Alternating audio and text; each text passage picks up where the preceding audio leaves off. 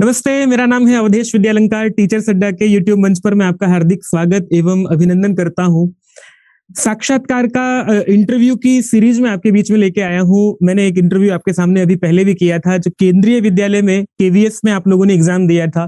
PRT, TGT, PGT अलग-अलग field में आपने अलग-अलग स्ट्रीम में आप लोगों ने एग्जाम दिए हैं। उन सब एग्जाम के बाद अब आप लोगों का इंटरव्यू होना है, तो इंटरव्यू के लिए हम ऐसे लोगों से मार्गदर्शन ले लें, ऐसे लोगों का गाइडेंस अगर हमें मिल जाए जो पहले से केंद्रीय विद्यालय में टीचर हैं, अध्यापक हैं, उन तो आप लोगों के लिए ये जर्नी जो है वो बहुत आसान हो जाएगी। तो इसी सीरीज में हमारे साथ आज राखी घोष मैम हैं। मैम बेंगलुरु में टीजीटी साइंस पढ़ाती है, केंद्रीय विद्यालय में टीजीटी साइंस की फैकल्टी हैं, टीचर हैं। तो मैम, मैं आपका बहुत बहुत स्वागत और अभिनंदन करता हूं और आपसे मैं जानना चाहूंगा, पहले आपके परिचय से शुरुआत करते हैं।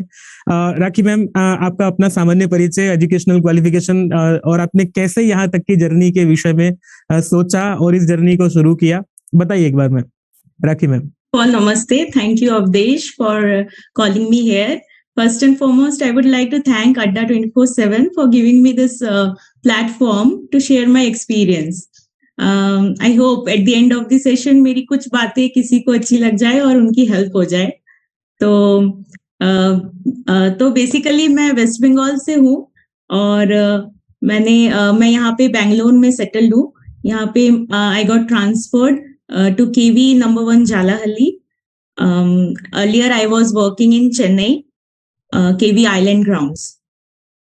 तो मेरी जर्नी स्टार्ट हुई थी 2020 में। मैंने ज्वाइन किया KVS 2020 as a permanent teacher TGT. Ma'am, ये आपका जो एडवर्टाइजमेंट नंबर था शायद 14 था।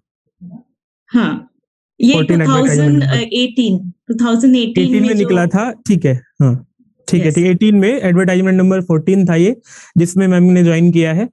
जी मैम। यस, तो उसमें मैं सिलेक्ट हुई एज टीजीटी साइंस एंड मुझे ट्रांसफर मिला चेन्नई में। तो वो मेरी चॉइस ही थी साउथ में, तो मुझे वहां पे मिला। देन अबाउट माय स्कूलिंग, मेरी जर्नी तो स्टार्ट हुई केवीएस के साथ फ्रॉम माय चाइल्डहुड ओनली। वहां पे मैं एक्चुअली केवीएस की प्रोडक्ट हूँ, तो क्योंकि मेरे फादर डिफेंस में थे तो मेरा पूरा स्कूलिंग केवीएस से ही हुआ है। तो मैम, जहाँ से पढ़े हो और फिर वहां पढ़ाने लग जाए, वहां अध्यापक बन जाए, कैसा लगता है ये? बहुत अच्छा एक्सपीरियंस है। मतलब पहले से ही सब कुछ वो माहौल पता रहता है तो अच्छा ही लगता है। फिर पुराने टीचर्स भी मिल जाते हैं तो ये अलग ही फीलिंग रहती है। हाँ, ये फीलिंग बहुत अलग रहती है। मैम, आपको चेन्नई पोस्टिंग मिली थी, तो आपने बताया कि जो आपने सिलेक्ट किया था, तो आपने पहले नंबर पे ही भरा था ये वाला चेन्नई? या वहां पे 5 जोन थे कि पहले अलग अलग south zone, north zone, east, west, north east.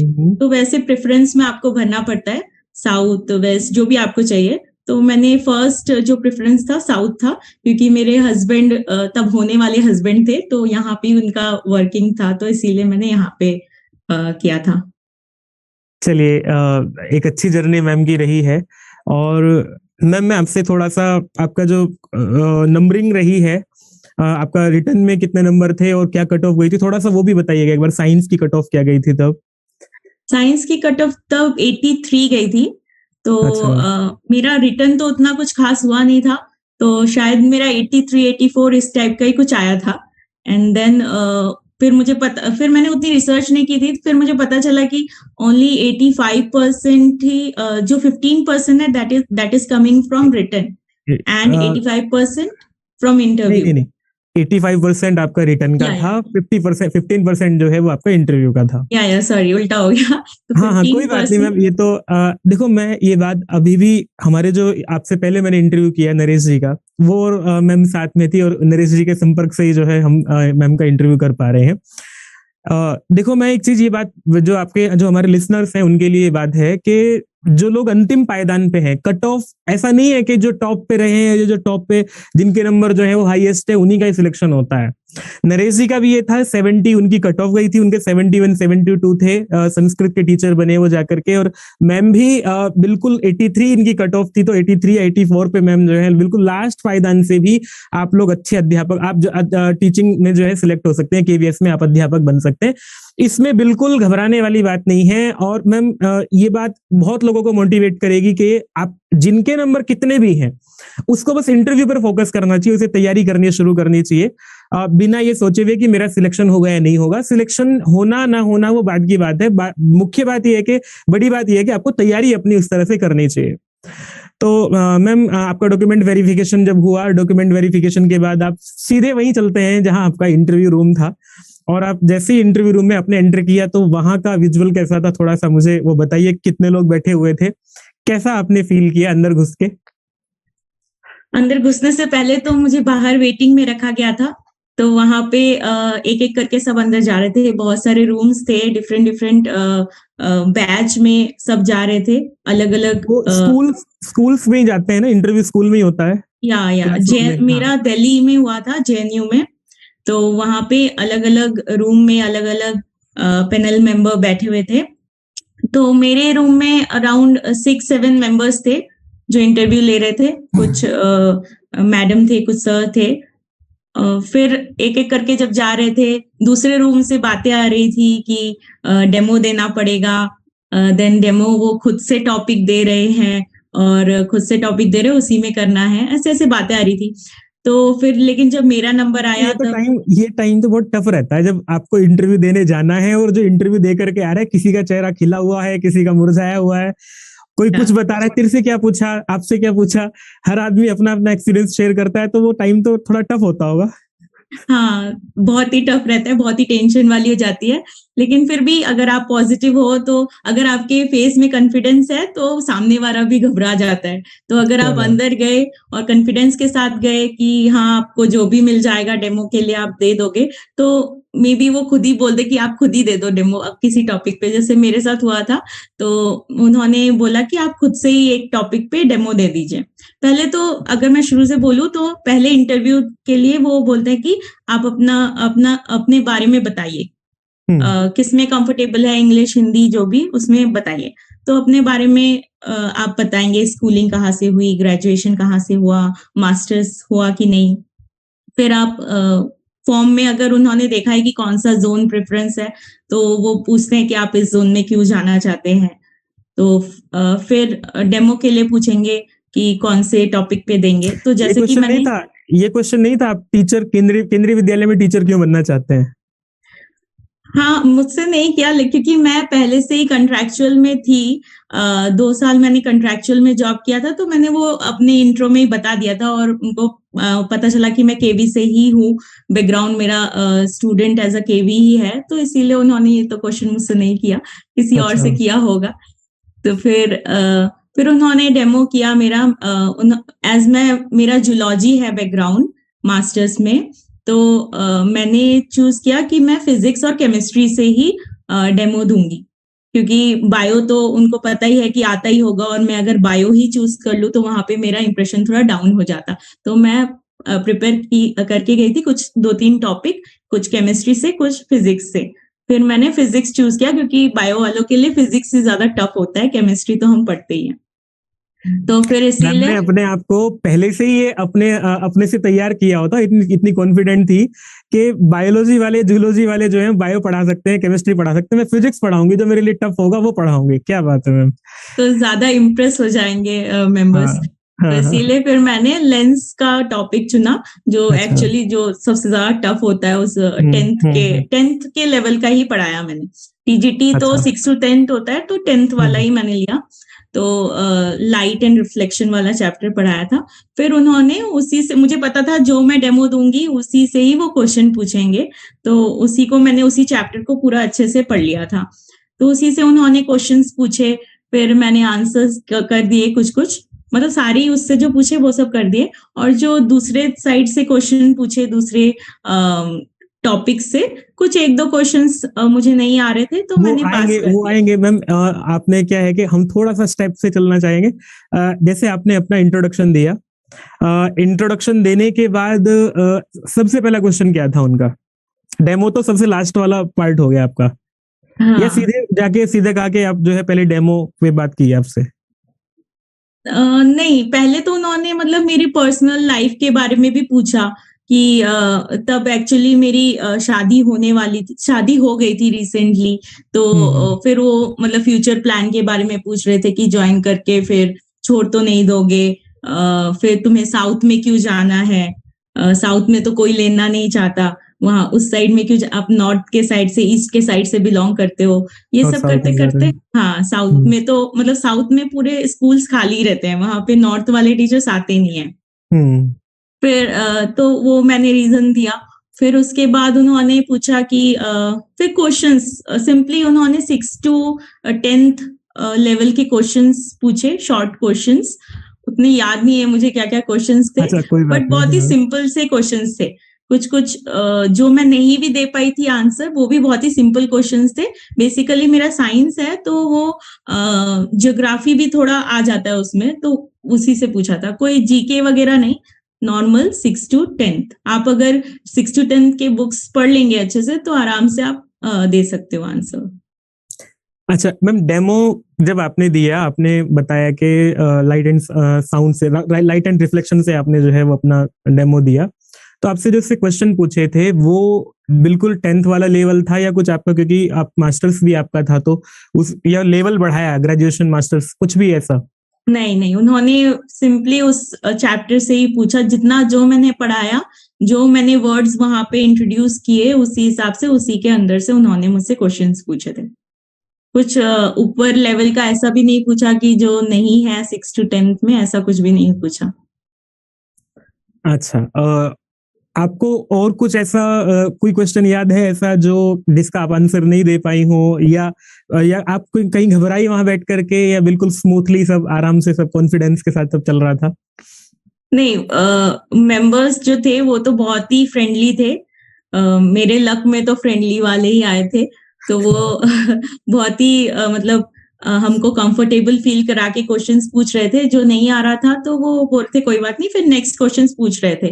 तो कुछ क्वेश्चन ऐसा था, मुझे ठीक से याद नहीं है, कुछ white revolution type, white revolution तो अभी मुझे आता है, पता नहीं, कुछ ऐसे ही कुछ था जो वर्ड मतलब गेस करने से मैं आंसर कर सकती थी, बट मैंने गेस नहीं करना जरूरी समझा वहां पे, तो मैं चुप रही। मैंने बोला मुझे नहीं आता है इसका आंसर।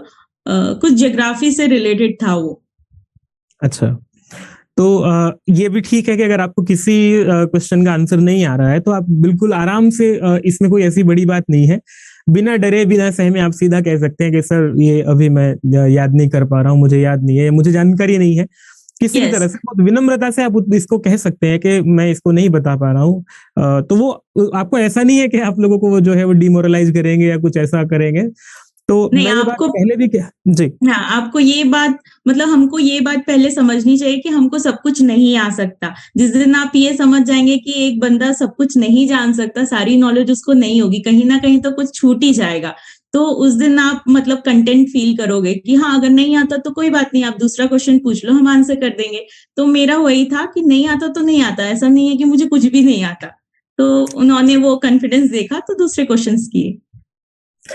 तो मैम का इंटरव्यू बड़ा, कितना टाइम चला था इंटरव्यू आपका? Around 30 minutes. 30 मिनट इंटरव्यू हुआ आपका? हाँ, वो जब डेमो दे रहे थे तो डेमो में मैंने बहुत सारे फिगर्स वगैरह बनाए थे, लेंस बनाए थे, तो वो आपका वो इम्पोर्टेंट रहता है। डेमो डेमो में आपका हैंड राइटिंग कैसा हो रहा है, आप बोर्ड को कैसे हैंडल कर रहे हो, कहाँ पे क्या लिखना है, डायग्राम्स बना रहे हो, फ्लो चार्ट्स बना रहे हो, तो वो समझ जाते हैं कि हाँ, इसके पास एक्सपीरियंस है, पढ़ा लेंगे अच्छे से। तो वो मैं एक्चुअली दिखाना चाहती थी, तो वो देख रहे थे, तो वैसे करते करते टाइम हो गया, तो अराउंड 20-30 मिनट्स तो होंगे। मैम, क्योंकि इंटरव्यू जनरली जो सुनते हैं, बहुत एवरेज टाइम जो है वो 8 से 10 मिनट का मतलब मिनिमम टाइम रहता है, पर मैंने जो पता अब तक लगा था कि किसी किसी का इंटरव्यू तो खैर लंबा हो जाता है, नहीं तो जनरली 15 मिनट के, 12 से 15 मिनट का इंटरव्यू का जो एवरेज टाइम रहता है वो रहता है।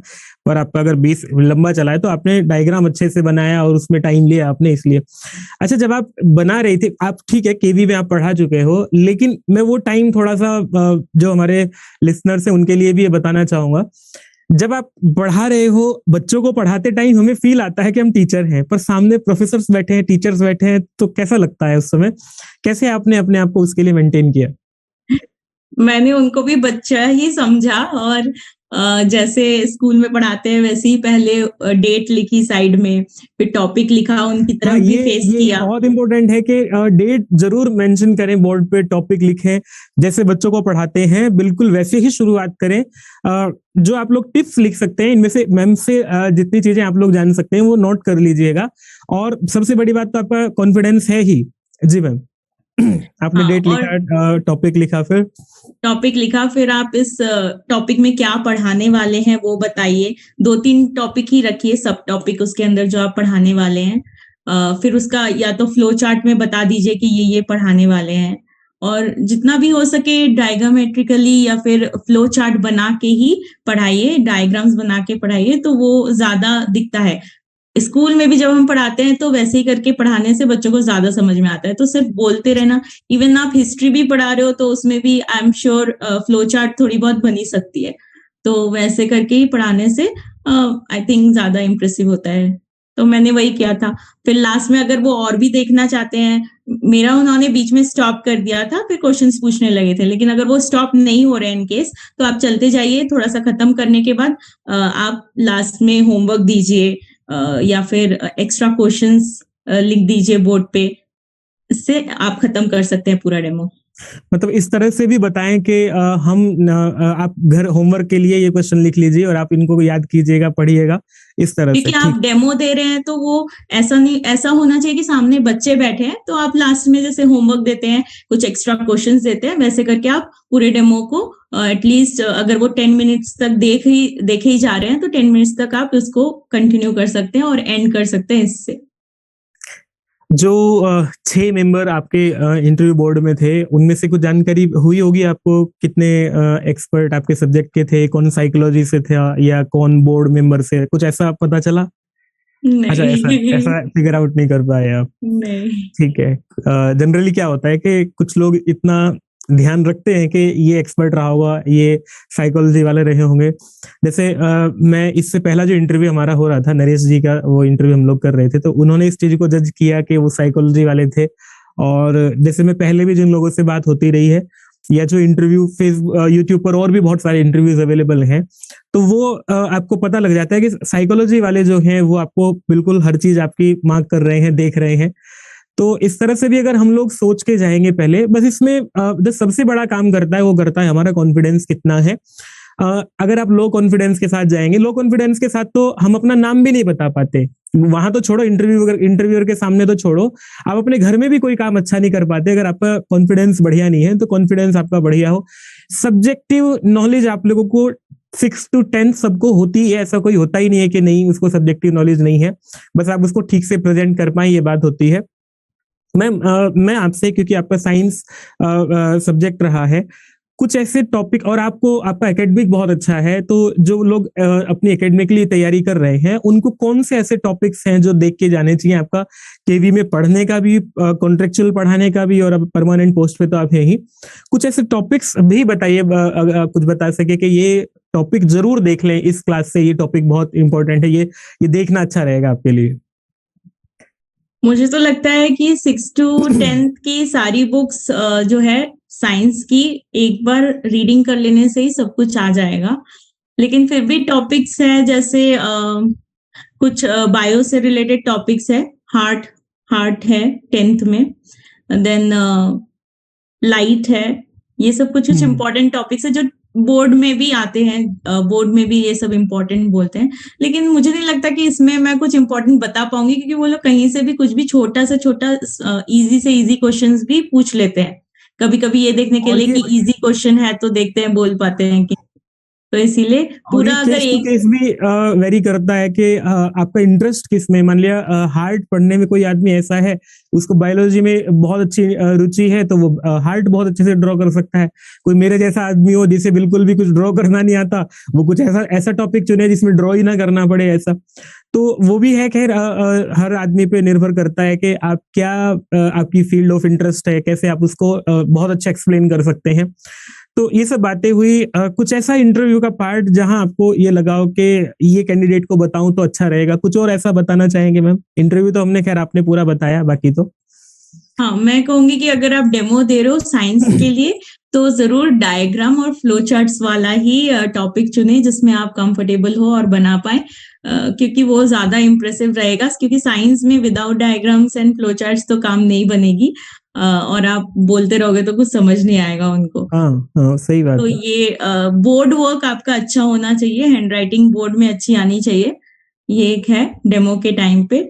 और बाकी तो कॉन्फिडेंस ही सब है, कॉन्फिडेंटली आप बताइए कहाँ से हैं क्या है, वो हंस हंस के पूरा बताइए जैसे आप हंस रहे हैं भी, तो सब हो जाएगा।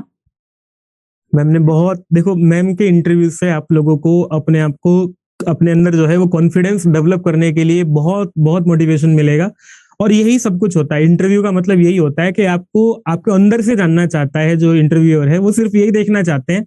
एजुकेशनल तो आप लोग पढ़ कर आपकी क्वालिफिकेशन इस तरह की, एजुकेशनल क्वालिफिकेशन इस तरह की है, अगर आपने रिटन टेस्ट क्वालिफाई किया है मतलब आप योग्य तो है, उसमें कोई दिक्कत नहीं है, लेकिन आप कैसे अच्छे से अपने आप को प्रेजेंट कर पाते हैं बच्चे के सामने, ये देखने के लिए आप लोगों का इंटरव्यू कराया जाता है। तो मैम ने बहुत कम टाइम में और बहुत अच्छे से सब कुछ बताया है मैम, मैं इसके लिए आपका धन्यवाद भी करना चाहूंगा।